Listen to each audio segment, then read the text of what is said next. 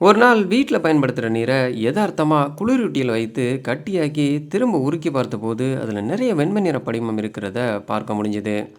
சரி, மழை நீரில் இது எந்த அளவுக்கு இருக்கும்னு தெரிஞ்சுக்கிறதுக்காக ஒரு நாள் மழை பெய்யும் போது ஒரு பெரிய அண்டாவை வைத்து நீரை பிடிக்க ஆரம்பித்தோம்.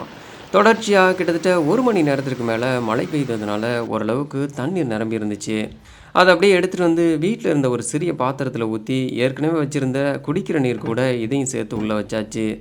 2, 3 நாட்கள் கழித்து திரும்ப எடுத்து பார்த்தபோது 2மே நல்லா கட்டியாக இருந்துச்சு. சரின்னு எடுத்துகிட்டு வந்து வீட்டில் இருந்த காத்தாடிக்கு கீழே வச்சாச்சு. மழை நீரை சின்ன பாத்திரத்தில் வச்சுருந்ததுனால கொஞ்சம் வேகமாகவே உருக ஆரம்பிச்சிட்டு, சில மணி நேரத்திற்கு பிறகு அரசாங்கத்தால் வழங்கப்படும் ஆழ்துளை கிணற்று நீரில் ஏகப்பட்ட வெண்மை நிற படிமம் படிந்திருக்கிறத பார்க்க முடிஞ்சுது.